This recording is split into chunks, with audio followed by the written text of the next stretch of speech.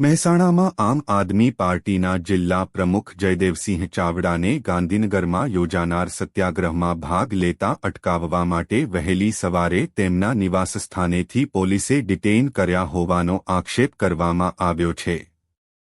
જણાવ્યા મુજબ સવારે લગભગ 5 વાગ્યે મહેસાણા એ ડિવિઝન પોલીસ તેમના ઘરે પહોંચી હતી અને તેમને પોલીસ સ્ટેશન લઈ જવામાં આવ્યા હતા।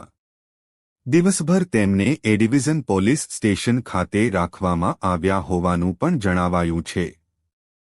રિપોર્ટર ભાવિન ભાવસાર, મહેસાણા।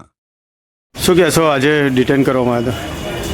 2014થી લઈને જ્યારથી મોદી સરકાર અસ્તિત્વમાં આવી છે ત્યારથી અત્યાર સુધી 150થી વધારે પેપર ખરા લીક થયા છે।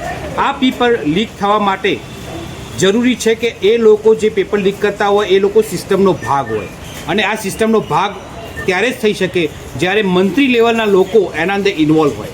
એટલા માટે આજના યુવાનો ક્રાંતિના સ્વરૂપમાં નીટના જે એના અંદર પેપર નીટ જે ખરું એ લીક થયું, એનાથી 20થી વધુ વિદ્યાર્થીઓ અને વિદ્યાર્થીનીઓ ખરા એમને પોતાનો જીવ ગુમાવ્યો, આપઘાત કરવો પડ્યો। અને જ્યારે યુવાનો આંદોલન કરી રહ્યા છે ત્યારે આ તાનાશાહી મોદી સરકાર એમના ઉપર લાઠીચાર્જ કર્યા, ગુંડાગર્દી કરી, ટીયર ગેસ છોડ્યા, એમના ઉપર દમન કરવાના તમામ પ્રયત્નો કર્યા છે। અને જ્યારે દમન એમના ઉપર એટલા બધા થઈ ગયા છે દિલ્હીના અંદર જંતર મંતર ઉપર, તો એની આગ ખરી એ હવે સમગ્ર ભારતમાં થઈ રહી છે। એ તબક્કે જ્યારે આજે ગુજરાતના અંદર ગાંધીનગર મુકામે સત્યાગ્રહ છાવણીએ બિન રાજકીય રીતે જ્યારે યુવાનો એકત્રિત થઈ રહ્યા છે અને જ્યારે આમ આદમી પાર્ટીએ એને સમર્થન આપ્યું છે, અમે સમર્થન આપ્યું છે, ત્યારે અમે ત્યાં ના જઈ શકીએ એના માટે સવારે 5:30 વાગે સવારે અમારા ઘરેથી અમને ડિટેન કરવામાં આવે છે। અમે પૂછવા માગીએ છીએ કે શું ગાંધીનગર જવું ગુનો છે?